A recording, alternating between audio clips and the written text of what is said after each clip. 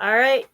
Hey friends, welcome back to my channel. It's Tori, and today I'm very excited to have a deep dive conversation on indie publishing and setting yourself up for success as an author with friend of the channel. You've been here before. Down in the description box, I put a link to our first discussion last year. Michael Miller, author of the Songs of Chaos and the Dragon's Blade series, having amazing success with his wonderful books. And Michael, thank you so much for jumping back on the channel with me.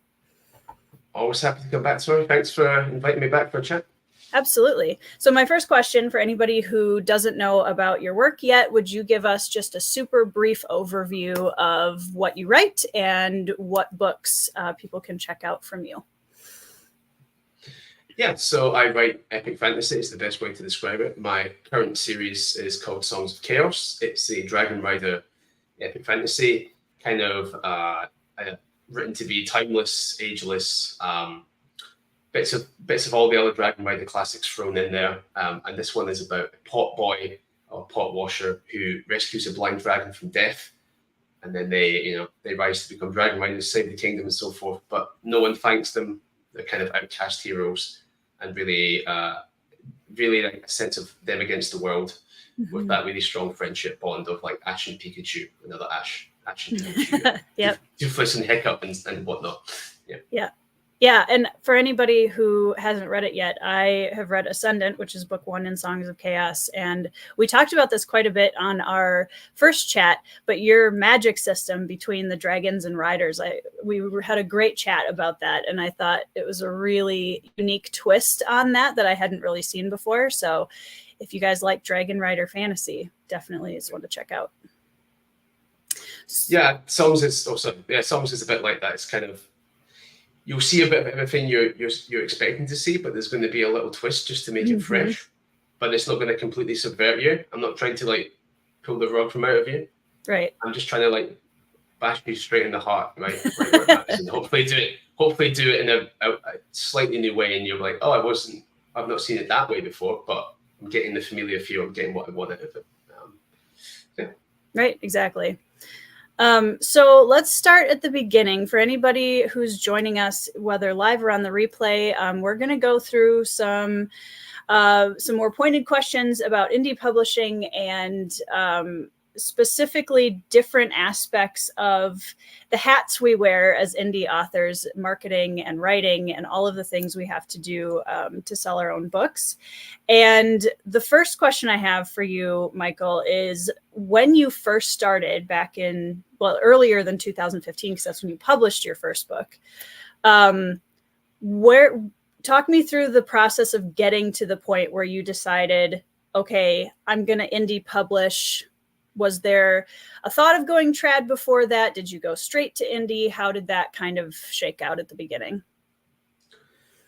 I think I've told this story a billion times, so forgive anyone that's heard it. But yeah, there wasn't really a sense of going trad back then, just for the timing. I was writing the first book in the Dragon's Blade trilogy, and I really needed to know it was going to release, and being able to self-publish it allowed me to know that it would be real, it would actually happen.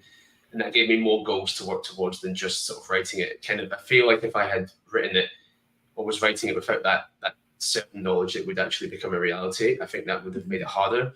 And it was not in a great place in life at that point. And writing the book was kind of helping me get out of that hole.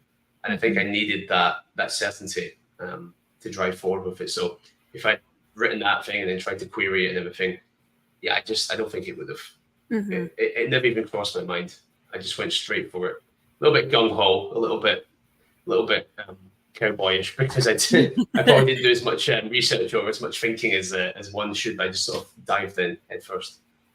Well, it seems to have worked out pretty well for you at this point. So you got to start somewhere. Yeah. It took a little while. I mean, I'm sure, yeah. Well, it took 3 years to get a break, which is not unusual, and that's actually still fairly quick.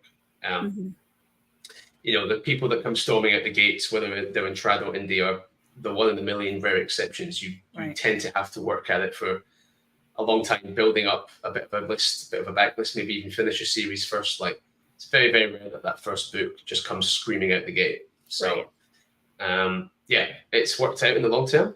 which is very good because I wouldn't be suited for any other job. Trust me. Like, right, same. Yeah. Yeah. So that's, I think, a really important thing to note, though, because, you know, one of the things about the indie community is we do have so many talented new authors coming forward. They're publishing their first book. And I think it's hard sometimes to have any sort of realistic grasp on what to expect because everything's so new and you're trying to figure out all of these different parts of the business. And there's kind of this, especially in indie, they have this hustle culture where you got a book out and get another one and another one and another one out, keep your, keep it going, the momentum. So look at you, Phil, in the chat. No. Speaking of another indie fantasy author, hi Philip. So Phil, whose output puts Brandon Sanderson to shame sometimes. I think it's wild. Yeah. I'm very jealous of authors that can put out books that fast. I'm jealous of authors that can put. Geez, right? I'm a snail. I'm a snail by comparison. So, you know, going back to the expectations. Coming into the industry, how important is it to set those expectations more feasibly for yourself? And what do you think those expectations in the beginning should be? Oh, geez, as low as possible. So I mean nothing. The problem, nothing. And the problem is, like, thinking back to when I did it, and obviously I went in head first, not really thinking much at all. And so you, on the one hand, there's a part of you that is scared, and there's a part of you that there's that little part of you that's part of everyone that thinks, I wrote this book, or it could be the next Harry Potter, because why not? Because you wrote it, you feel it's very good, you know, and so your expectations, they're just all over the map, you know. You don't really, and so I would try if you're coming in new to talk to other people who are also new, and just try to get a realistic sense of like what that first year was like for them, how many sales, you know, and it'll be a little eye-opening, be like, oh, like that, and then people will, you know, you'll start to be like, oh, okay, I can set my reality in check to an appropriate level, right? Rather than thinking, oh, I'm going to throw a book out online. Oh yeah, 10 million people bought Game of Thrones, so surely I can get 10,000 easily or something. You know, like, it's not how it works. So like, you just have to try and set it very, very low. Had someone come to me recently, all panicked because they'd sold like 400 books in their first month, and I was kind of like, sounds pretty good to me. I mean, just out the gate, you don't, you know, like, honestly, that's good, right? Yeah, that's very good. Yeah. And they were really worried. I'm like, no, it's fine. that's really good. Yeah. It is funny because I think, you know, that when you don't have anything to compare it to on your own side, you're just kind of casting out and looking at all of these numbers and all of these transparency posts from all these different places and all these different authors. And it can be really hard to, like, you know, oh, well, so-and-so has been making this much money or sold this many books this month. And we kind of forget that maybe they've been doing it for like 5-6 years, 3 years, 4 years. More, right? Yeah. Like you say, like, 2015 for me, technically. I tend to think of 2016 as my first year because it was November 2015 when the book came out. So pretty late. But yeah, I've been doing this for 8 years. And so there's tons of people that only discovered me for the first time, you know, last week. Right. And so as far as they're concerned, I just popped up out of nowhere. It's a very classic, like, you know, you work hard for 10 years to become the overnight thing. Right. I mean, that's much more common. So yeah, if you're seeing someone pushing massive numbers, it could be they have a huge backlist, you know, they've been at it for a long time. They've got more stuff to sell. That could well be a part of it as well.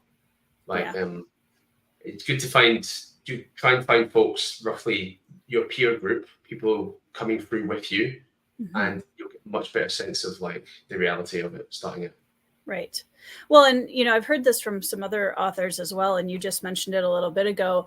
How important is it, if you're looking at this as, I want to be a successful indie author, to have something finished? Because I've heard that from so many people, that a lot of the snowball effect or the momentum really starts to pick up when you have a finished series. Yeah, well, everyone's different. I think having a finished series, so like say a finished trilogy, helps a lot. It's easier to sell something that's finished. It's not a majority. There's a minority of people that say they won't start something until it finishes. I think I think they're the vocal minority because Yeah. people still sell books, but it's helpful. You can be a little more aggressive in your promotion of book one. Finishing a thing also just is such a learning experience. You just learn so much from finishing something and actually wrapping it up and not just constantly moving on.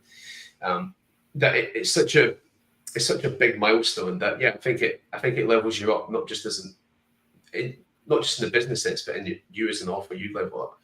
You can box set it, although these days that's not so strong, but you've got more options. People see that you're putting out work and finishing it. There's some mystical effect that happens when you finish a series. But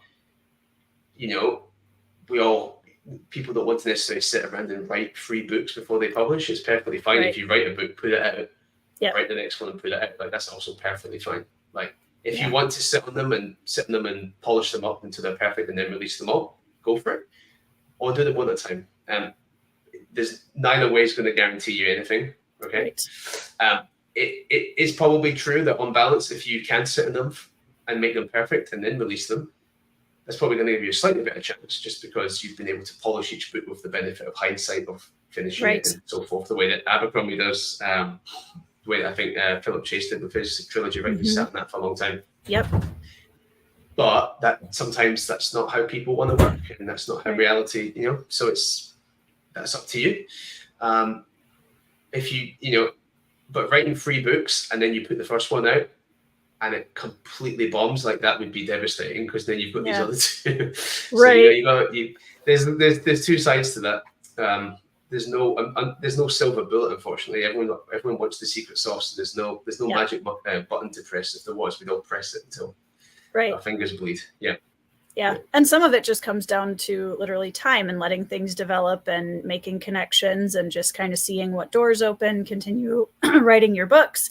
There's so much to that. And I do think there's a little bit of some instant gratification expectations that come in if you write your book, like you were saying, and you put it out there and you have this, this is how much the big authors are selling. So clearly I should factor in there somewhere.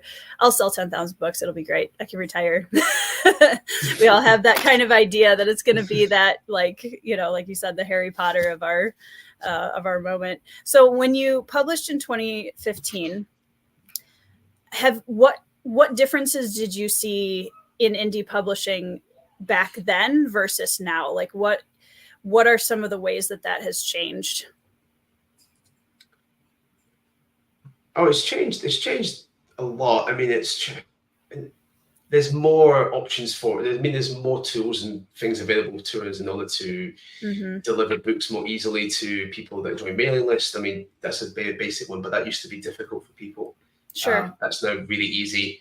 The print options are now infinitely superior. Like, I was at the time when Amazon didn't even do their own printing yet. Well, technically they did, but it was called CreateSpace, and Amazon bought this company, and then eventually they rolled that into KDP. And so CreateSpace was really kind of bad. The KDP stuff is better than that, and the KDP stuff is still not very good. And so now there's much better options. Even on Ingram, the options for printing that they have, I mean, they do hardbacks now. They didn't used to do that.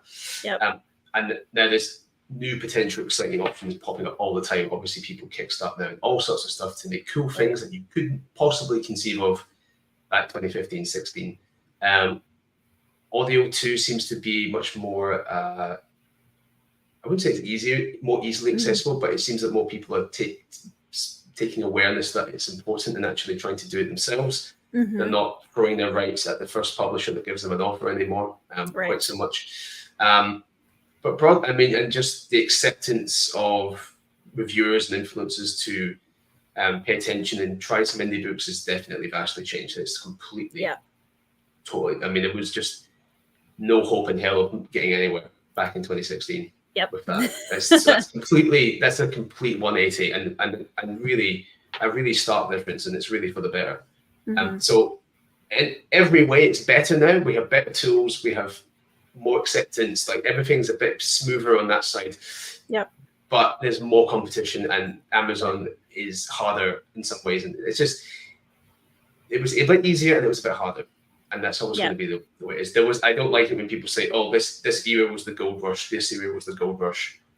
It was never quite that simple. No, it's always very nuanced. Well, I mean, I can go back to, I first self-published in 2005. And so like when you talk about, That's really OG. it's Yeah. really, really old school, right? And like, you know, there wasn't a self-publishing on the internet space really at all like there is now. There were, you know, I'm sure some Facebook groups, you know, like that was about it. And a lot of what I did was in person. And I think part of finding success as an indie author, and I don't know if you'd agree with this, is a sense of almost adaptability where you're constantly learning new ways to promote yourself. You're constantly looking at how things are changing and what resources we have available. Because I did really well in a in-person setting in self-publishing back then. And now I'm having to relearn everything in a more online sphere and kind of figure out what things I learned back then that I can apply to what I'm doing now more on the online space. There's a lot of adaptability, I think, that goes along with indie publishing. Yeah, well, I mean, I think it's fair to say, I mean, every business evolves constantly. Mm-hmm. It's just that as an indie author, you have to not just keep writing your books, but you have to keep an eye on all the business stuff and how that changes as well, and taking advantage of things or letting things fall away. Yep. You know, and technically the publisher will do that if they do that. But yeah, here you have to pay attention a little more to like how things are shifting and flowing, and what works one year in terms of a launch strategy may not work the next year. Right. You do have to have your ear to the ground and be willing to change. Yeah, exactly. Ariana says, until you get escape velocity. Right, there you go. Ariana says, waiting for book 4 on the edge of all our seats, no pressure. Except all that, there's no more pressure that you guys can put on me that I don't put on myself, so don't worry. Mm-hmm. I hear that. There you go, Ariana. You're absolutely right. Hi, Daniel. We have a question for you. What do you think about authors building communities on social media? Does it actually increase the chances of becoming successful? Yeah, of course, if you can do it. I mean, why would it be a detriment? It's just, it's hard because if everyone's doing it, you know. Yeah, so the short answer to that is yes. It's obviously difficult. Everyone's going to have their preferred platform. I think you just play to your strength. Some people really love one platform or another. Stick to that. If you're not a social media guru, like I'm terrible at it. You know, I try to do a little bit. I like my Discord server. I like that a lot. So I kind of put some more effort into there. But other people love Instagram. They're going to be good at that. Other people love Twitter. They're going to be great at that. You just want a place, it can be any place, where your most enthusiastic readers can come and hang out to some extent, or follow you and interact with you a little bit, and just get those updates and touch base, because you would think it would make sense that like Amazon and Audible would alert people when you've got a new book out when they follow you, and they don't do that for some reason. So it always falls onto you, and so you just want to build that place wherever you want to build it. And so I rate Discord. I think it's pretty good because obviously there's more community building there because people will talk to each other. It's not with everything else, you put something out and people react to you. Whereas with Discord and things like that, people can talk to each other and build their own friendships and stuff. Exactly. And so it does feel a bit more like a community. Yeah. I completely agree with that. And I think one of the easy ways to kind of ease into it as somebody new to the community is be in the community just as a member of it and try things. Be on Twitter, see what you think of that. Or, connect with people on Instagram, Discord, YouTube, whatever. And then just kind of see where you end up spending most of your time and feel the most comfortable. And that's where you can start. You can always expand later, but I always recommend starting with like 1 or 2 just building those and then adding, because I know like I'm garbage at Instagram. I'm so bad at it. And I'm way more comfortable on the Discords, YouTube, Twitter. And so I keep, there was a time period where I was kind of beating myself up about, well, you need to have an Instagram. You need to, and honestly, maybe, but at the same time, putting my time and energy into the places where I am most comfortable is not going to hurt me either. And I don't know that it outweighs, do I need an Instagram in order to reach my audience? Maybe, maybe not. Yeah, I mean, maybe. I mean, I'm no one's worse at Instagram than I am. It really is just a place where we put out like stuff. It is very like book heavy. I do all the things that you're not supposed to do, which is mainly just talk about the books and the work and what I'm doing and promotions and things that are happening and cons I'm going to. I'm not like doing a lot of lifestyle stuff because my brain just doesn't work like that. If I'm out in the world, I don't keep thinking I need to take a photo to put it on online, which I get slapped in the wrist for sometimes by people that try to help me help me do this better. But it's just it's not who I am. But I would say like, I think underlying that question there is, don't try to community build to the detriment of your. I mean, you should be writing books first and foremost. Like the community there should hopefully sort of self-sustain itself after a while. Don't chase growing a community or growing a social media following because there's no reason that isn't going to sell books in and of itself. Right.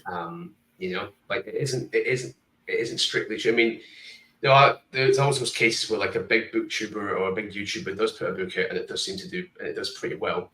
But that's still a small amount of that audience. And you think of how big those audiences were and what the sales were, it's still quite a small proportion. And so it's not someone following you on a platform does not mean they're that interested necessarily in buying. But if you're writing first and foremost, and these are just places where people know that this is where you're going to get your book stuff or engage with you a little more, that's fine. But don't put too much time into that, putting the cart before the horse. Like you should be putting good books out. Yep. And that should draw people to you. Don't draw people to you to kind of give them the books. Right. I think that's my take on that. As someone that sucks at social media, well, you need to find someone that's really good at it to like balance that out. I think that's a really good point, though, because I know so many authors who aren't as comfortable on social media or don't, feel kind of like a fish out of water there. So I think it is important to note that, not being amazing at social media doesn't keep you from being a successful author. There are a lot of different ways that, you can build your community and your audience and sell books without necessarily being an Instagram guru or whatever. That's not going to hurt you if you are, obviously, but because I'm depending on the platform, I'm also not great at it. But I mean, you find that the algorithms are really powerful things, like the Amazon algorithm or the Audible algorithm are quite happy to sell you a book. It doesn't care how many Twitter followers you've got. It doesn't give a hoot. Like so, if you can get everything else right, you'll sell where the people are buying the books, which is the more important thing to do. Right. So you've published more than one series now. You're you're 8 years into your publishing journey. How often do you typically release a book? Do you have kind of a... There used to be like once a year, but just the last couple. So like Define, the third book in Songs of Chaos, that took about 18 months or so between book 2 and it coming out. Book 4, hey guys, still working on that one. Because Define came out about a year ago, came out last July. When will that come out? I'm not 100% sure. You might be looking at 18 months in between those as well. Maybe a little longer. There's reasons for that, not just that they get a little longer. Not to say book 4 is going to be longer than book 3. It's just that they get, once you hit 2,000 words, I feel like every sort of 10,000 words after 200,000 gets exponentially harder to write and edit and complete. It's kind of like, you put in a lot more effort past 200,000 for like kind of diminishing returns a little bit, like it gets harder and harder. At least it does for me. But as things have become more successful, more options open up for like, I work much more closely with Audible for the launches now, and they like to plan 6 months ahead. Sure. And they like to have a certain pre-order time, so you have to kind of work a date back from that. But that can add on time, and everything releases at once rather than everything's simultaneous now, rather than the formats kind of coming out hodgepodge, which is good to have a much more professional experience, especially with a series where people don't want to wait and don't want the spoilers and things like this. So that's not good. It just means that it delays it a little bit, but it's for a good reason. And longer pre-order times now make sense because there is much more of an audience there, and it makes sense that I need time to reach all the people that have previously bought. Whereas early on, there's less people to reach. It's much more efficient just to kind of get the next book out right, and help and get that new release algorithm going again and get the churn in the system and get kind of people excited that way. But once you hit a certain scale, it's like, well, you can step back, take a bit more time, have these longer stretches because you've got more people you need to reach, you've got more stuff you can do, and so you just want more time to plan that out, and so it's partly that the books are bigger, it's partly because things are scaling up and becoming a bit more heavy duty, which is good. It just then takes longer, but it seems to really work. Like define book two grew the series a lot, but book three has been exponential since book three came out. Like, so I feel all of that is working. And like this, even though I'm not going to release a book this year, I think this year I'll sell more books than last year, at least at this rate. Nice. And so like it's and so like I think all that kind of, maybe it's epic fantasy too, but you're allowed that time. You're allowed that slower burn. People are okay to wait. Yeah. Well, I was just talking about this on another live stream, but we forget when, we step outside of the fantasy bubble that we're all in, that most people think that a 300 or 400 page book is really long. And for us, that's the palate cleanser book between the real reads, you know what I mean?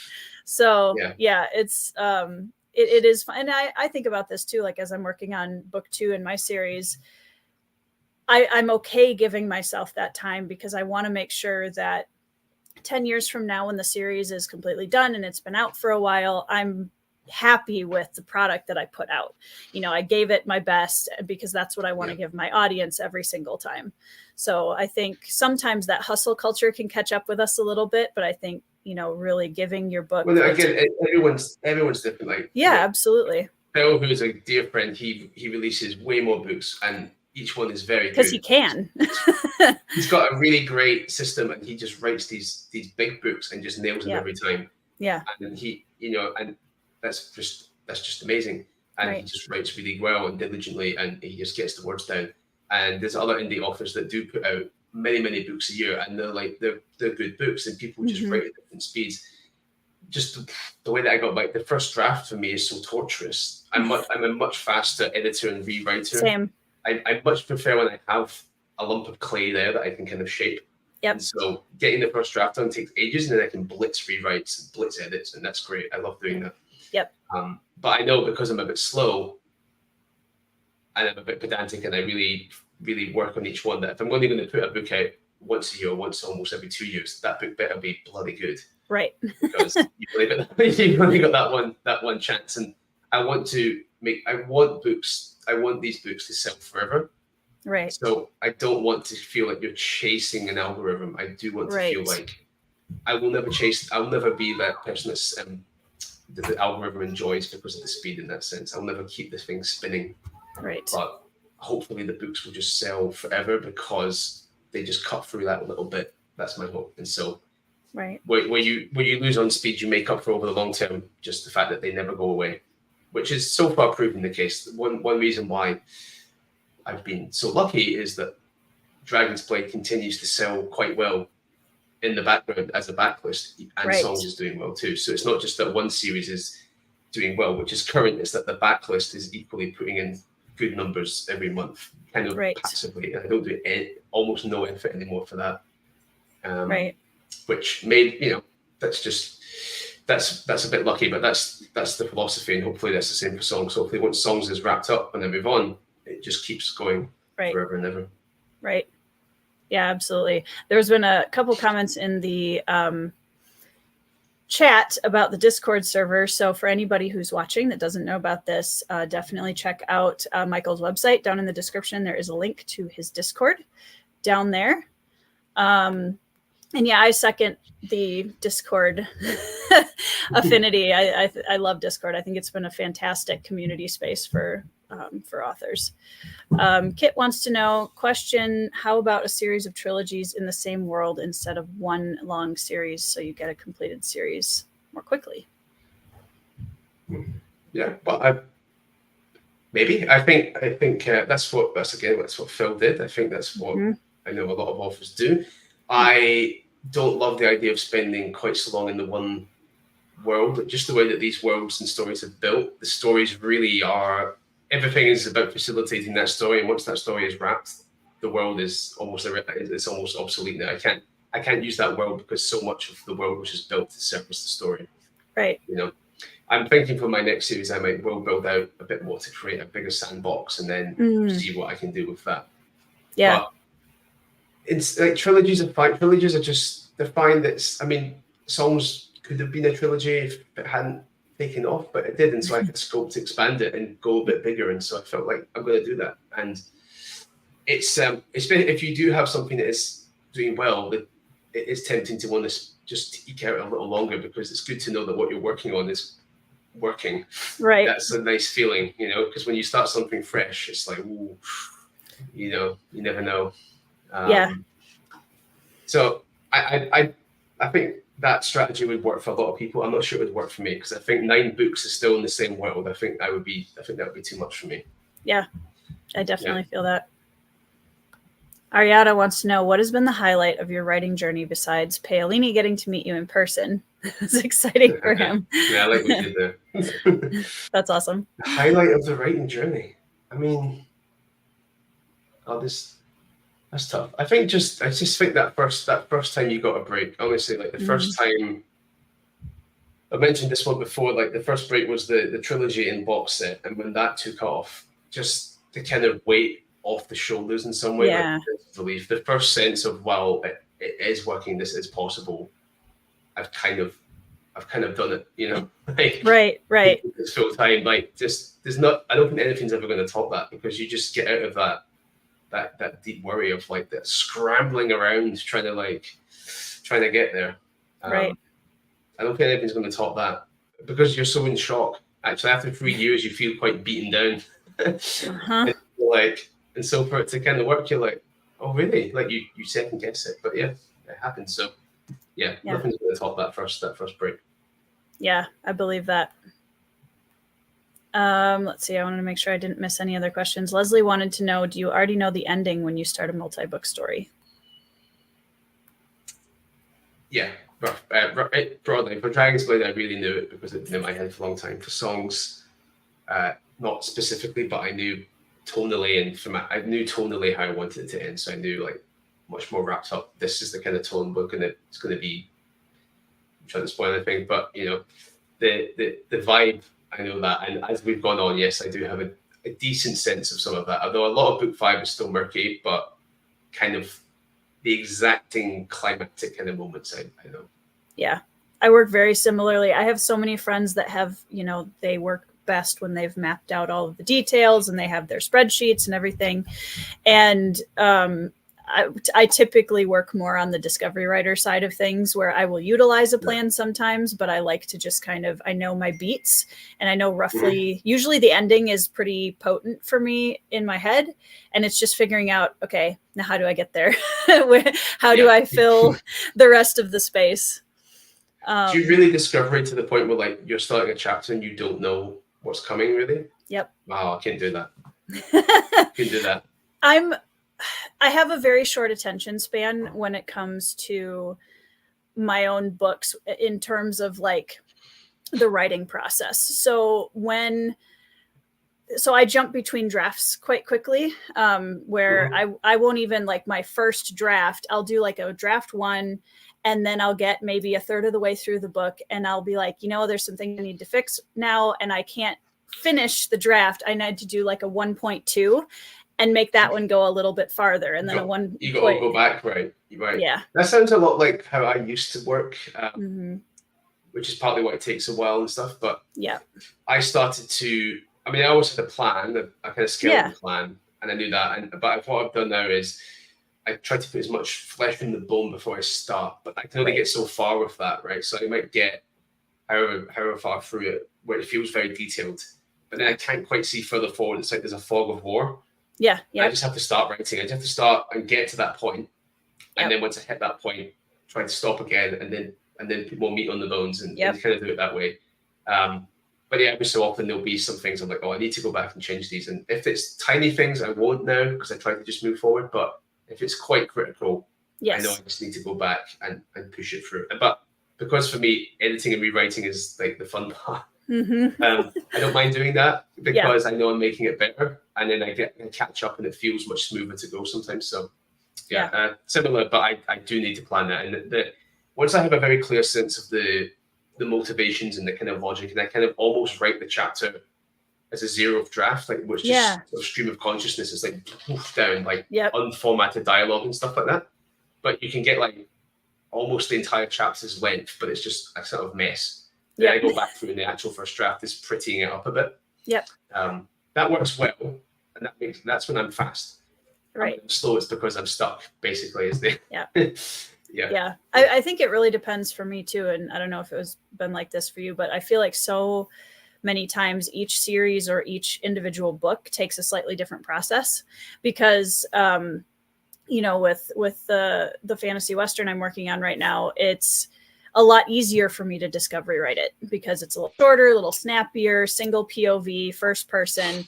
But I got to my second book in the epic fantasy trilogy, and for me at least, I hit a point where discovery writing wasn't enough anymore. Like I had to sit down and say, no, I have so many threads to connect and work with now. I have to outline at least the first like third of the book. And then once I get there, we're going to reassess, and then, you know, like you said, put a little bit more meat on the bone going forward. And then, so I've started adapting that for the bigger series, because I think you just hit a point where you can't keep it all in your head anymore. No, you can't. You just can't. And the fight almost broke me in that sense, because it was so like the mid. I've never gone beyond the trilogy. Obviously, this is so like it was the third book, which is usually or was the end before. I have to keep it going. Also introduce new things before five. Also wrap stuff up from like, almost. But I had to start adjusting how I did it and be a lot more in depth planning and take my time a lot more. As you say, there was too much going on. Yeah. So for writers who, you know, have gotten their first book out and they're moving into a series now, I'm going to tangent slightly because I think that's really helpful advice. What tips or advice do you have for the sequels? Because I know we have the sequel syndrome that people often talk about in writing, where you've written your first book and you're excited and and then you hit the sequel and you're like, oh my gosh, now I have all of these things that I have to mold and figure out. So what advice do you have for moving forward in series? I guess so. For Dragon's Blade, it was dead easy because it was very much like Lord of the Rings, and that it was quite a big story that I just arbitrarily spliced in some ways. And so running into book 2 was just kind of continuing. There was no starting up again. And with songs, it was like I wrote the first book. It was fairly tied up in some sense. With, you know, I had no idea what was coming next. Absolutely no idea, because I had no expectations for the series. So that was a bit more like, okay, I need to now think of what is happening and what is going on. I guess I just think of what you've already put into the first book and just don't introduce too many more things. Like obviously there can be more world building, there could be some more stuff, but like just what are the character threads and what are the character journeys? Just keep those going. Don't try to spin it off. Don't try to bring in necessarily too many new characters straight away. What were the antagonists doing in the previous book? Are they still around? So what are they doing? And just focus on what you already have and just try to go a bit deeper on it. And don't try to go too wide or too broad. Or bring in too much new stuff too fast. Obviously, you want some of that. But you probably got a lot of good work that somebody set up. In some ways, I find it sometimes easier. It's kind of easy to set up stuff, and it's harder to sort of keep it going. But if you've already done that work, like the harder part is to keep it going. But just really think about that. Like sometimes you think your brain's drawing a blank, but really think about what was the character trying to do in that book. They're probably still trying to achieve that. What is motivating them? Like all that's still there. You just lean into it, go even deeper on it. Just don't throw too much out and don't try to like change it too radically. You're just building on what you already have. Right. But that is actually harder. It is harder. But yeah, just don't rush to add too much new stuff. Yeah.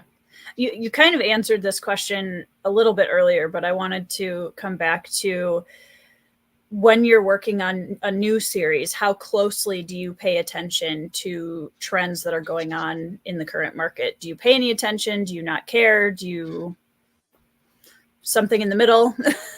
Something in the middle. I mean, songs is, partially, the magic system is partially inspired by progression fantasy books. I really like Will White's Cradle series, but that was kind of like, I was kind of interested in that genre space, read a bit of it, really liked Cradle, liked it so much that I thought, why don't I should just smash that magic system into a Dragon Rider story, because why not? Yeah. But that's more like being inspired. I didn't think, oh, it's trending, therefore I'm going to do that. Right. It just seemed to fit. It just seemed like that was what I thought was cool at the time. And so in it goes, I'm going to do my version of that. Otherwise, you're just drawing and everything always. I'm just drawing on stuff that I like from all over the place. Sometimes it's films and TV, and sometimes it's games, and sometimes it's other genres, and you just pull on it all the time. I think, when I did songs, right, Dragons weren't hot again. Right. So like, the first book of Ascendant came out September 2020. So obviously I was working on it over 2019 and bits of like 2018. I was sort of conceiving it. Nobody thought dragons were cool. No, everyone I said I'm doing a Dragon Rider story, they rolled their eyes. They told me I was stupid. Like, no one thought dragons were cool. I was like, I'm going to do it anyway. And then bringing it back. A few years later, it's big again. So like, that's kind of lucky. But now, if you're trying to chase that now, it's like you might be too late. Look for a gap. Maybe it's not so much to follow a trend, but to see, okay, everyone's heading over in that direction, so I'm going to look over there, because actually everyone's rushing over there. There's not going to be any milk in the shelves over there, because there's too many people rushing over that way. Right. So actually, you look where people aren't going. Yeah. Go that way and then just claim your own hill. I think that's probably wiser in the long run. That's kind of why like everything in trad was getting super dark and super bleak and super nihilistic almost, and a bit grim. And so a lot of the indies put out stuff that wasn't necessarily like happy clappy, but just a little bit more. Yeah. No, there are some good people. They do exist. It's okay. They struggle and they do go through some shit, and they will suffer and they will have doubts, but they're ultimately not assholes, and they were trying to do the right thing. That's still a thing. And so like we kind of took that space because it just wasn't being served. Like, go where there is a gap in some ways. Right. Yeah. Don't follow the sheep. Right. Yeah, and I think that speaks also to writing what you're passionate about. Like you said, you were excited about a certain idea and a certain style of magic system and the inspiration you were coming from, and you're writing what you're passionate about, and it's connecting with the readers. Because when it, whether dragons are en vogue or not, at the end of the day, people love good storytelling, and that is usually enough to start a fire if it's if you're really connecting with your readers. So yeah. Follow where your passion in writing is leading you, because that'll come through the pages a lot more than just, okay, I need to write about this trend. Yeah. Daniel says, I think you can see a kind of restraint in Dragon's Blade. We dig deeper into what's gone before as we progress, where he could have just gone off the rails with all that's going on. But that was a little easier because I did the arc of the whole series, and book 2 was really just, I think that's partially why it maybe has succeeded so well as an omnibus edition, because it's like one big story. Yeah. And splitting it into the 3 books can feel a little bit arbitrary, not arbitrary, but it works so well as one big thing that in some ways going into the sequel of that, it didn't feel like a sequel. It just felt like I was continuing the same story. So yeah, it was slightly a cheat code in that one. So let's shift a little bit into marketing sources, because I think you have your first book published, you come into the industry, and there's so many options. There's, do I do this? Do I do that? What have you found the most success with? What would you recommend as like a baseline? Here's how to start, or the resources that are most useful for new authors. I think it's worth saying, in the same way that so much has changed since I started. Yeah. And when you're setting your expectations that you should talk to your peers, I think I will talk through this as much as possible, but actually because I'm kind of removed from that now in terms of starting out brand new, I might not have the greatest advice. I can talk about what I'm doing, what I did, but that might not necessarily work right now, because actually it has changed a lot. It's a bit like in Sanderson's lectures when he says, here's what I did when I queried 25 years ago. Right. By the way, that's old now, and you might want to talk to people who are doing it right now, because how to get attention as a brand new person. I'm not necessarily thinking of that. I'm thinking of other things, which is a great position to be in.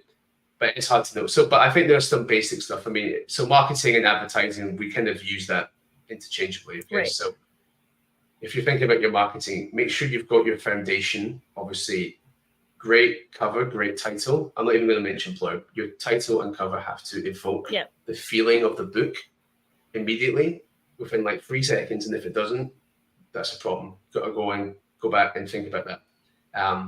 Most times when people ask me to have a look at their stuff, it's title and cover is an issue, and we're not going to get any further than that. So you really want that to evoke the story almost in a microcosm if you can, especially the cover. Next step is make sure you've got somewhere for your readers to go, like we talked about, whether that's your mailing list. Have a mailing list, have a website, direct people to it, but just make sure there's somewhere that people can follow you. So a mailing list for sure. And one social media platform that you're comfortable with using, and just make sure everyone knows that's where they can find you, and build that and start building the followers that way. You'd be shocked, but some people don't have these things set up very well, and it's just that's the basic foundation. That is also your marketing as much as everything else. Get all that sorted out. Get it all really working well. Amazon advertising, I feel like word on the street is it's too expensive now if you just have a single book. And so I would suggest perhaps waiting until you have that trilogy completed or whatever it may be, or at least 3 books out in the series if it's going to be longer. Just because, when they first started those Amazon ads back in like 2017 time, I was using them, you could win bids with like 17, 15 cents, right? That's not a thing anymore. And it's a slightly fickle system that even if you find a spot that works, it doesn't seem to scale. I think most people find that. I know a few people who have managed to scale them, and so they keep putting $1 in and get 2 out, sort of almost. But only to a point, because if people could do that, they would do it all the way up to number 1 in the store. That's not how it works. There's something about Amazon wants you to pay ads, a bit like a tax, I think, but you can't game it to the top, because otherwise, I don't know, it would mess things up or something. There seems to be a sweet spot that you can find where it's like good ongoing background passive sort of life support. But they are quite expensive, and I would recommend having at least 3 books before you start that. Some people who are brand new and starting out might be finding it's okay to go dead cheap with 1 book and just kind of have the tiniest amount of little life support going on, and that might work. But for me, Amazon ads are just purely life support now. They just sort of exist. They're on autopilot. And I don't even look at them that often anymore. I know if I turn them off, things get worse. I know that if I bang my head off a brick wall trying to make them better, nothing much changes. So they just sort of sit in that basis now. You can do outreach.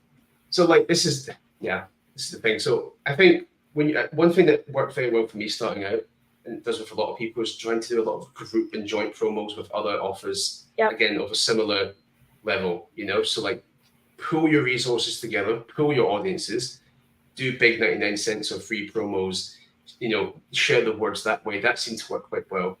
Newsletter swaps, stuff like that. Again, with people, your sort of peer group, right? The temptation is always to reach out to whoever, some massive offer, and ask for the swap. And it's unlikely. They might say yes, but remember, if you're asking them, probably 500 other people are asking them.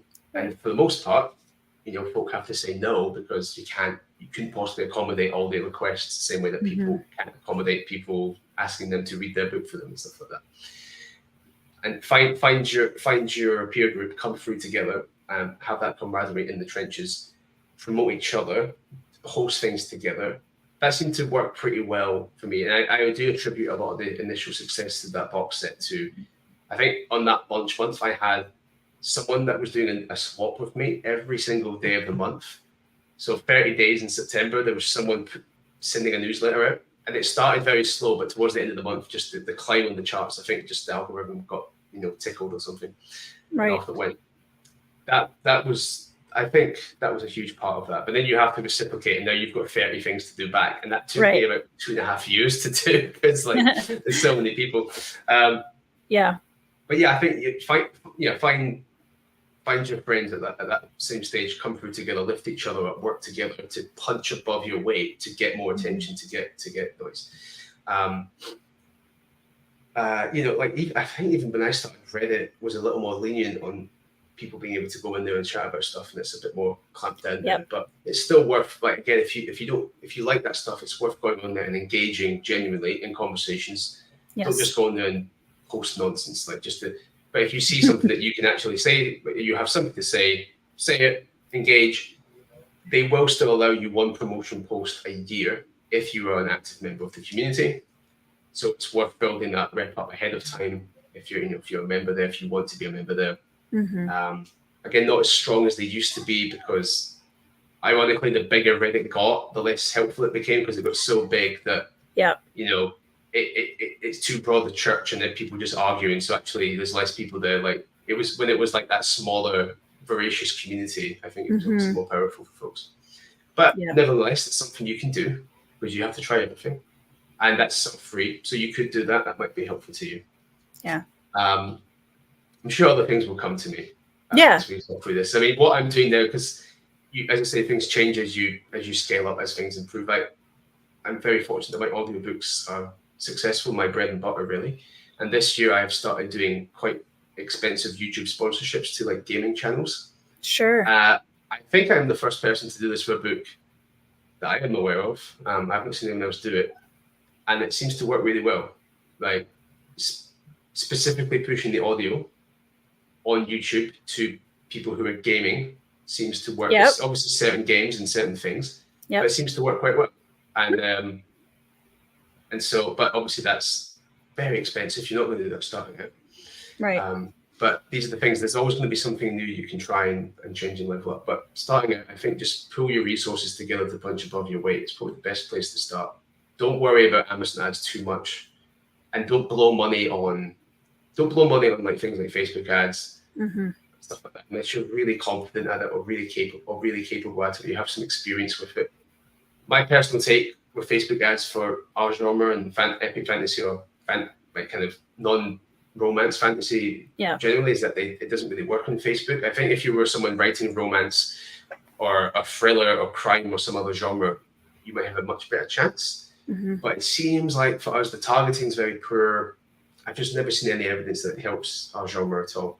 Yeah. And it's just people just blow money into it. Yeah, I would agree with that from what I've seen too.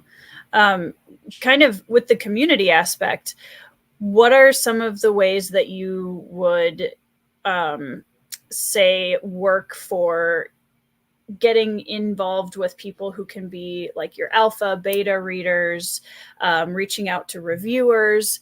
Because that's, I know how you and I met was you reached out to me as a reviewer on, I don't even know if Unbound was not quite out yet or was coming out. I can't remember. No, Defiant was coming out. It wasn't out. I think it wasn't out yet. That was probably during my sort of prep for book 3 launching. Okay. Doing a lot of outreach at that point. Yeah, because I think I'm trying to remember. Yeah, I think I had just gotten Ascendant, and then I think you're right. I think you're right that Unbound had been out for a little bit, but yeah. But yeah, so as a new author, like reaching out to, how do you gather people that can alpha beta read for you? How do you typically recommend reaching out to reviewers? The alpha beta read thing is everyone's going to have a different. I've had different beta reads over the years. I'm trying to build one consistent team now, more like an advanced reading team as opposed to like a beta team. Just because I found that best world in the world, if you had say 20 people in a team, you might get one person that actually gives you really actionable feedback. Right. And it adds in more time to the process, so it depends on what you want to achieve there. And I think deep down in your gut, the big stuff that's working and not working. I think if you're relying on betas to catch really big stuff, I think you need to work on your gut instincts a little bit better. But if you're building that community, then you can obviously draw from that community as you go, rather than maybe trying to find people before you start. Because you want people that obviously share your taste or like the series or like your stuff enough to engage with it actively. And sometimes I think if you were to, I know some people like to sell their services as beta readers. I'm always a bit cagey about that, because when you're paying someone to find problems, lo and behold, they tend to find a lot of problems that may or may not. And it's always just one person's opinion. And the thing with beta reading is it needs to be a crowdsourced effect. So you need many people to give an opinion, because if you just listen to one person, yeah, they hated chapter 10, but the other 10 people love chapter 10. So you can ignore it. If everyone hates chapter 10, you need to look at chapter 10. I think if you're saying, oh, I paid this person for this beta read, or so I would pull it from your community as you grow that personally. And everyone's going to have a different opinion on that. And some people will get a lot out of a beta process, and some people won't. But it's just worth knowing that, like, a lot of times folk who are readers don't, that it's like, it'd be like a medical issue trying to get someone to diagnose a medical problem that isn't a doctor. And it's like, you know how like crap that would be. Like sometimes people will say, this is the problem, and they can be really earnest. They know that this bit isn't working, but they completely misdiagnose it, and it might send you off on a tangent. You just want that broad spectrum, so that you just know that there's a vibe check that something isn't working here, but then you have to diagnose it. Or you have a trusted author friend or someone who knows a little bit what they're talking about and can actually kind of put into words a bit more accurately what might be the problem, and stuff like that. In terms of reaching out to reviewers, it's just I think we discussed this last time, right? I mean, you got to buckle up for a lot of no's and a lot of non-responses. You've got to buckle up to send out countless emails and hunt constantly for new people. It never ends. That's the thing. It's going to be ongoing, which is fine. And you've got to obviously be very polite. You've got to give a good pitch. You've got to get to the point. And I would advise everyone recognizing that this is a time commitment, and you don't have any major expectations from people. Especially if the book is already released, like, it's already out. So, there's no build up to stuff. Don't worry about it. And, make the call yourself. If you're happy to send print, send it. And if you're not, that's fine. Just explain your situation. People will say yes or no to that and take the digital if they want. Right. And it's just a lot of, you have to throw out a lot of seeds out, and some will grow into oak trees and a lot will just never sprout. And it's just the numbers game, really, I think, at the end of the day.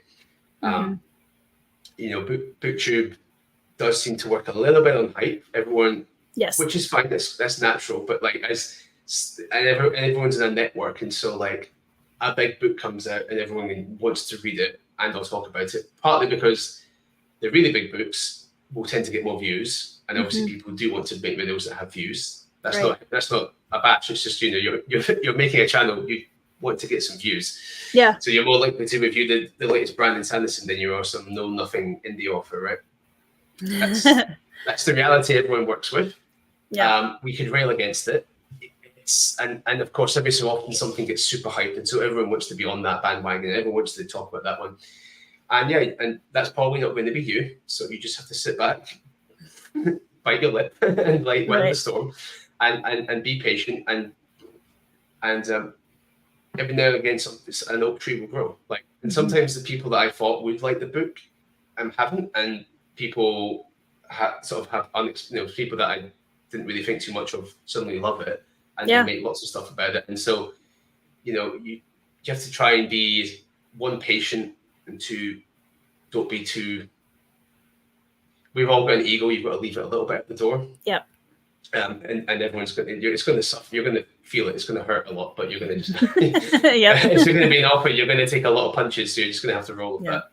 But yeah, it's just that it is a frustrating process. I'm not going to lie. It's frustrating. It's frustrating for everyone. But people only have so much time. People have lives. Almost no one, almost no book reviewer is a full-time book reviewer. Right. And even if they are, they're still very busy. They're a hobby. They're trying to do this as a hobby.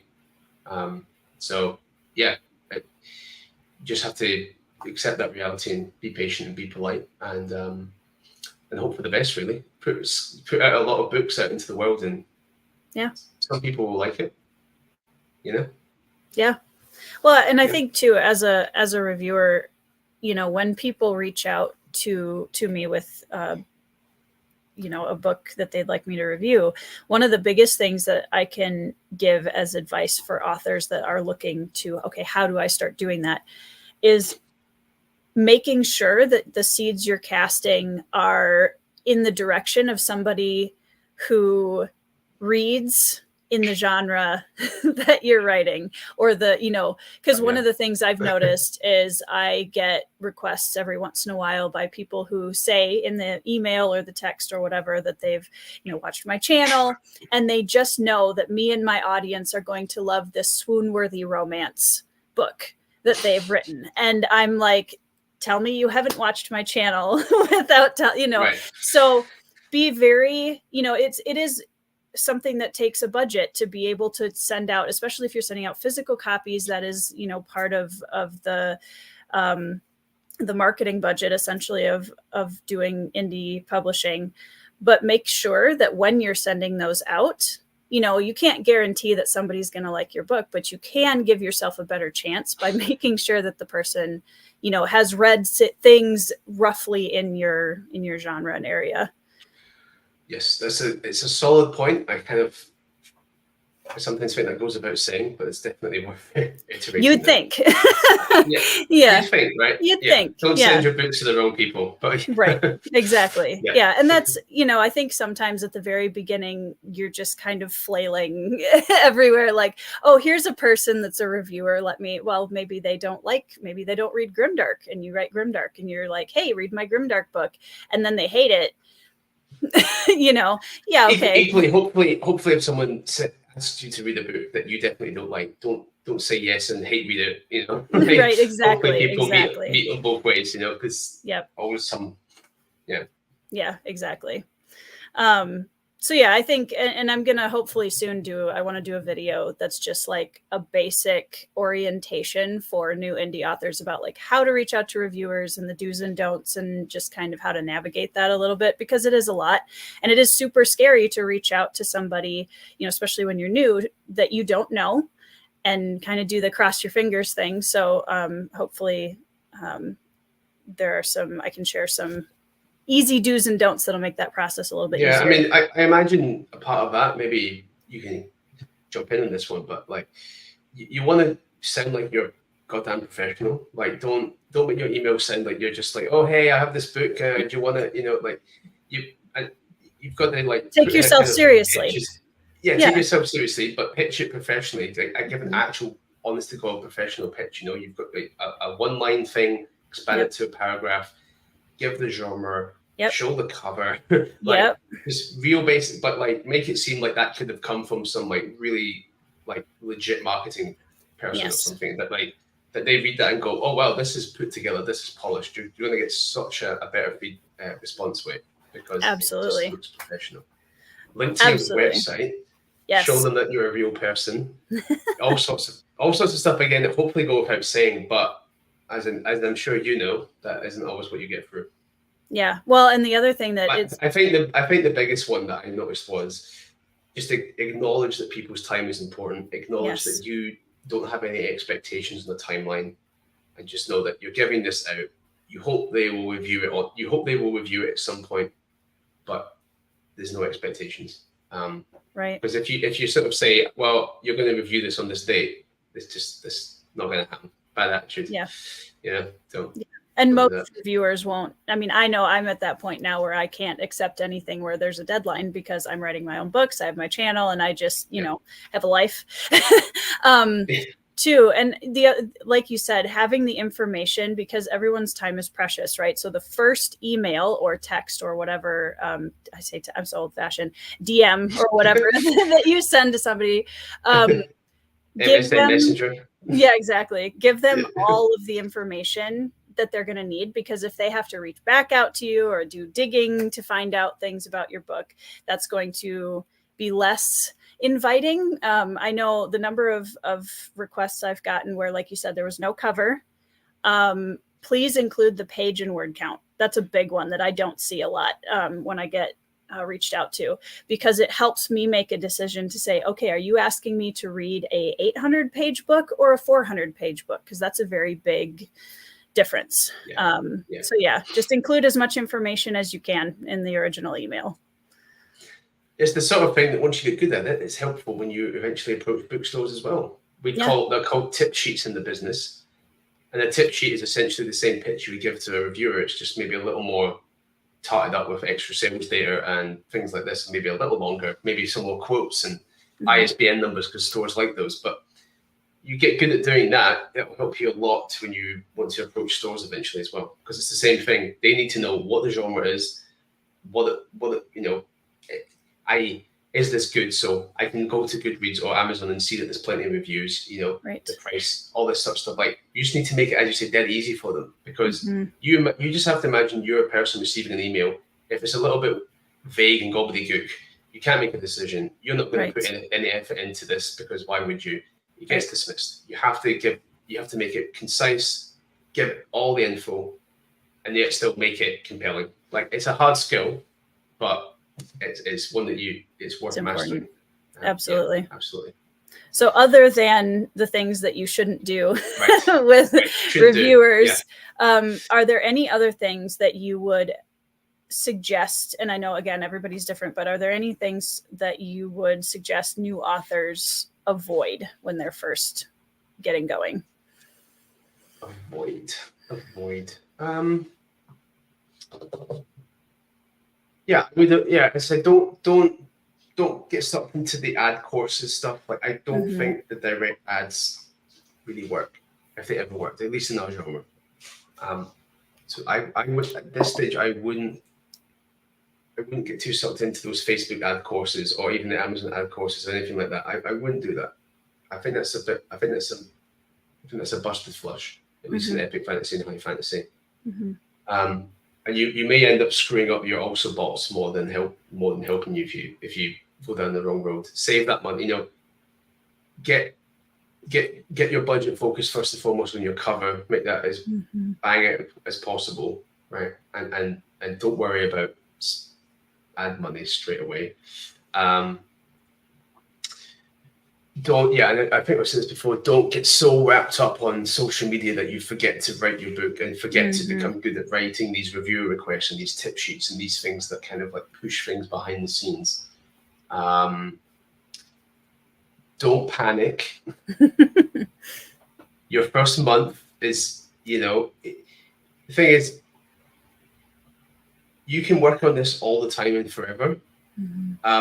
In traditional, everything builds to a launch and then it sinks or it swims. Yep. I mean, really, 99 times out of 100, that's right. You build it's a launch and it flies or it doesn't.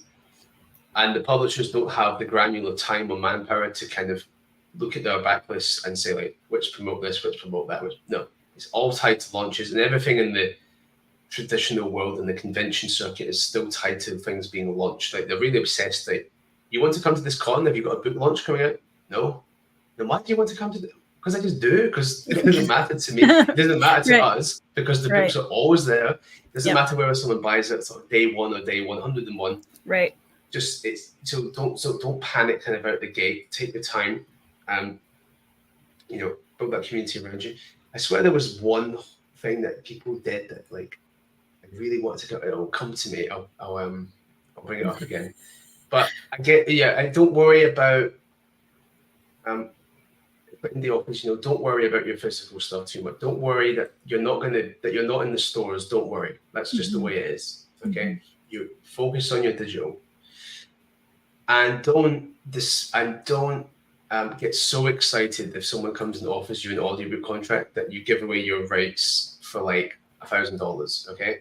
Like, it's really flattering and it's really exciting. And if someone had offered that to me starting, I'd have probably taken it, because there was, and the only reason I pursued my own audio initially is because no one wanted it. And I was like, I'm going to do it anyway. That happened to work out, thankfully, right? But and now they want it. Like, now they can't take it. They can't get exactly. it. It's not, it's off limits. And when you start, the fact that anyone wants to give you money for anything after you've gone through the whole thing would be really tempting. But if someone is offering you money, just stop and think. Just think. You absolutely can take it. I'm not saying don't take it, but don't rush to accept cheap offers. Okay. Yeah.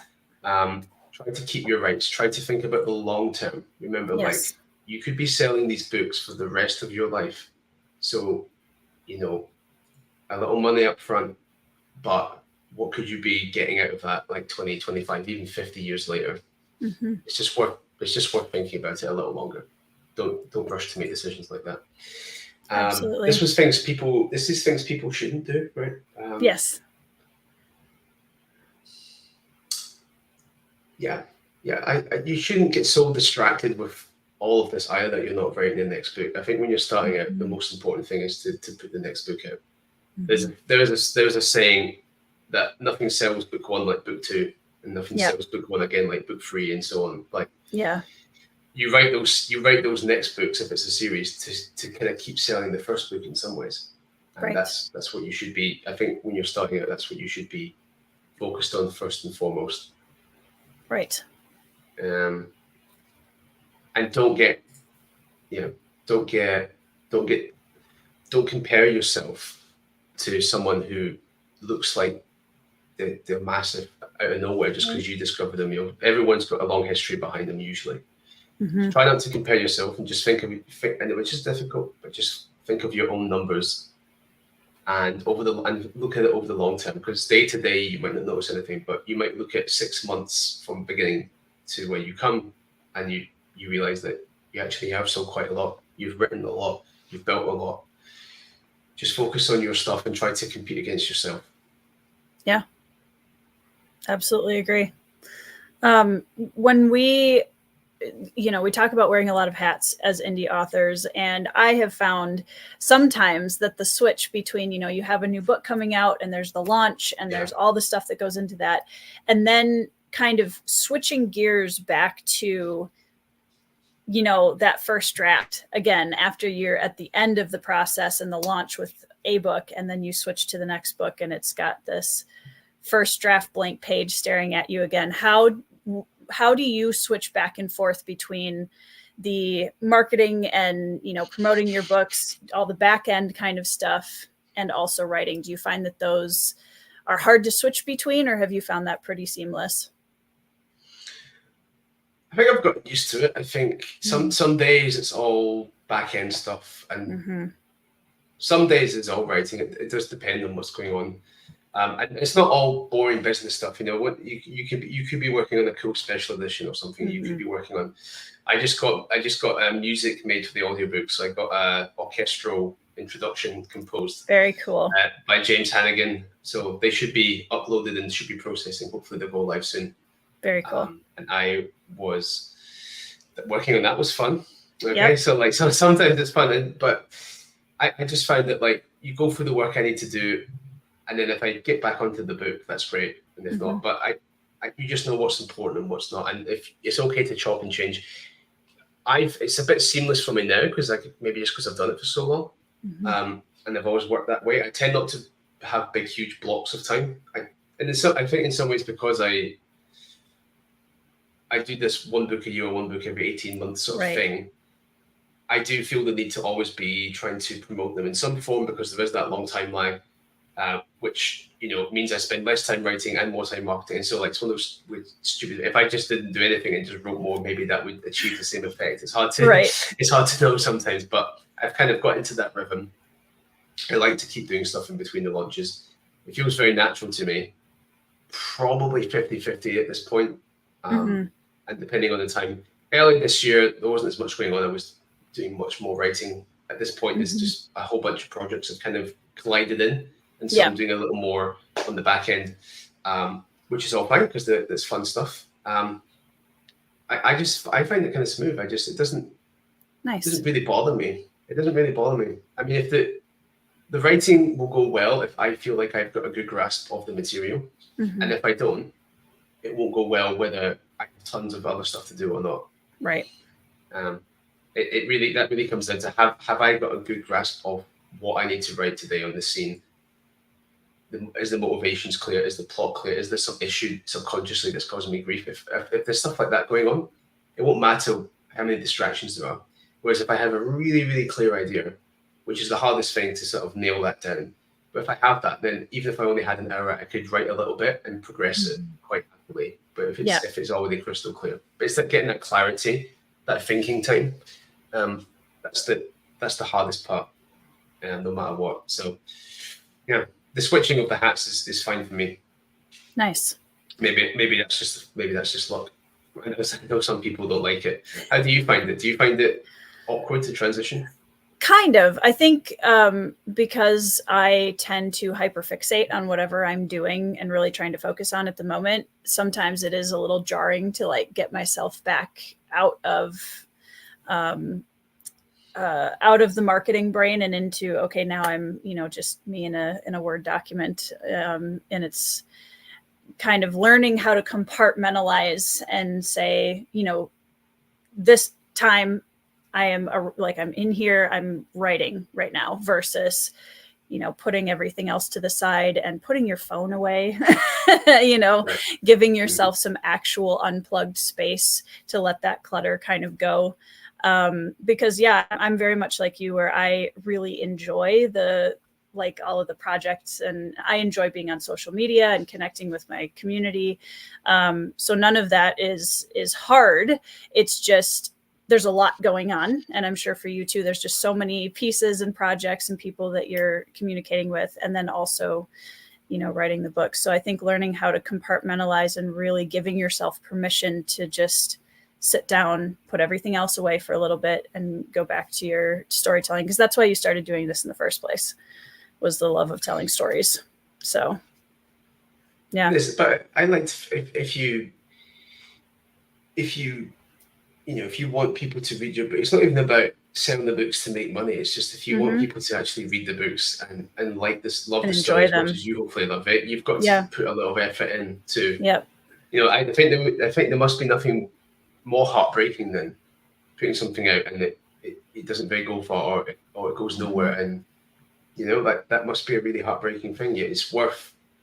Even if you think this task seems like some boring admin task, it's like, no, this is going to help you reach people and reach readers and actually get the story that you wrote and put passion and blood and sweat and tears into someone's hand. And then you'll get someone eventually that sends you an email saying, oh, I was in hospital and suffering and I read this book and it was great. Yeah. And it really, you'll get some email of varying degrees that kind of touch in your life. You realize that real people read it and really it engaged with folk, and there's something quite special about that. But you won't get there if you ignore all that stuff. So it's important. It's as much the job as it's, almost thinking of them as two hats in some ways is perhaps wrong. Like the whole job is that you are one big hat. You're a storyteller. You're a storyteller and provider, and you have to provide it in a way that works. It's got to be packaged with the whole thing. Because if you don't, the thing that you wrote in that bit of paper won't get anywhere. So it's all the same job. It's all one job. I wanted to just highlight this really quickly before I close out. What do you suggest to help build a community? Be in it is the first step. And we talked about this a little bit at the beginning of the video, so feel free to go back and watch that too.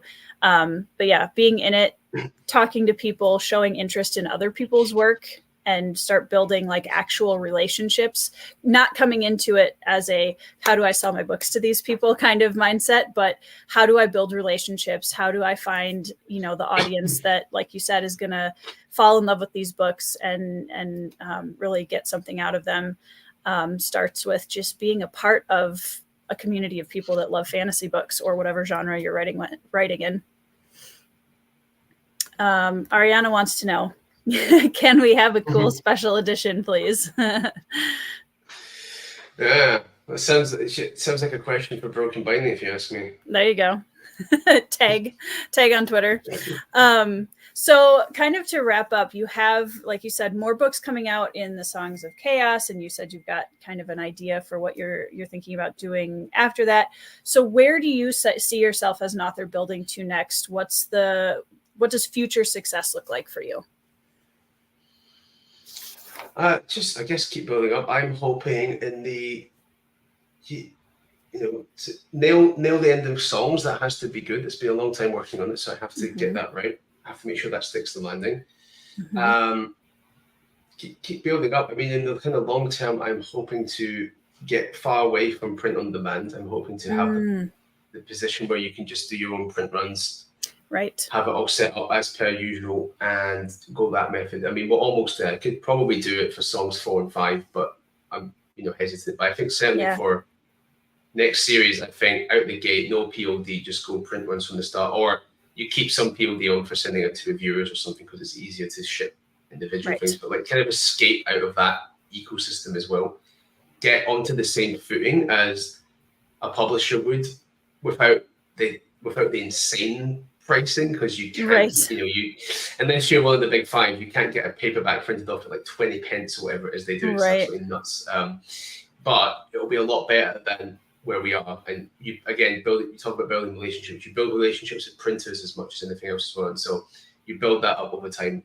It'll get better and better and better. Build, trying to get the books into more stores. It's already happening. We seem to be finding some success at Barnes and Noble. Awesome. Which should be good. I'm hoping to do an event when I come over for Dragonsteel in December. I'm hoping to do an event there. Nice. Sort of whilst I'm over. Yeah. So stuff like that. Just trying to like branch out, because I do think that like that's a huge. There are people that only read their print and only like to go into print stores, and so you do miss out on a huge section of the audience if you're not in them. And that's the reality of being an indie. But we can try to make inroads where we can. And then over like the super long term, I do think that selling direct will become easier. I do think us all selling from our own websites will become a lot more normal and viable over the next 10 years. That's a long timeline, but I think it might take that long to get people used to it, or to see how the ecosystems shift up.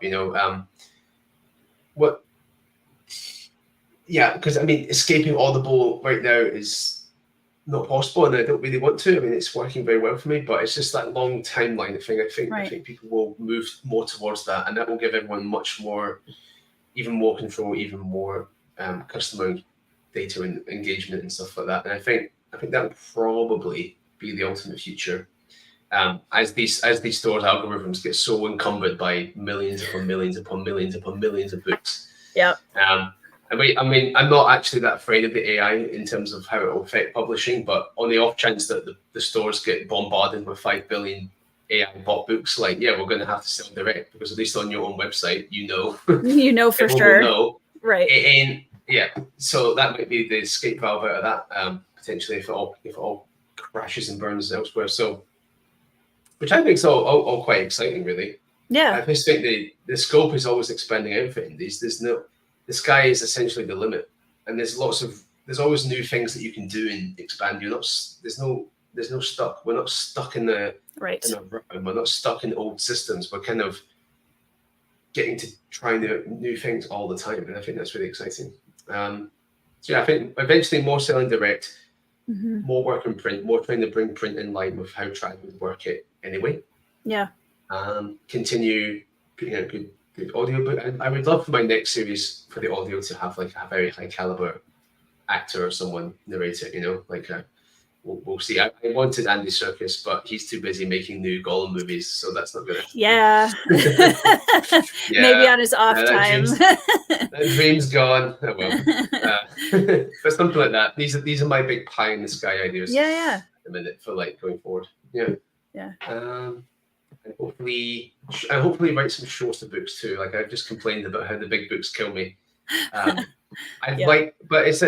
that's a careful one, because Kindle Unlimited is good with big books and audio is good with big books. I don't want to shoot myself in the foot, but I think I'd love for the next series to well build out, make a big sandbox, and have some shorter books in that are a little more self-contained, kind of episodic, and not so apocalyptic, epic scale stuff that like it starts to feel really burdensome. And maybe I will have many books in that. Maybe there will be many, many, many books in that world, but shorter and sweeter. And that's my current plan, because I'm in the middle of a big series, and you just want something different at the end of that. 100%. Yeah, I hear that. Absolutely. Well, absolute best of luck with all your endeavors, Michael. And thank you so much for coming on the channel again and chatting and sharing all of your experience and advice for everybody watching. I am going to remind everybody that down in the description box, there is a link to Michael's website and also our previous conversation from last year where he shares more about his Songs of Chaos series. But yeah, Michael, thank you so much for joining me again today. I appreciate it. Well, thanks, Tori. It was great here, and hopefully someone starting out got a little bit out of that. I hope they did. Yeah, I appreciate you sharing, because I know, like, for so many new authors, it feels like your brain is going in every direction and you see all of these different things, and it's hard to figure out kind of where to start and what to focus your attention on. And I hope that we gave them at least a few ideas to get them started. So yeah, we'll see. Thank you, everybody in the chat, for joining us. Thank you if you're watching the replay. And thank you, guys. Hope you guys have a great week. See you later. See you next time. Bye-bye.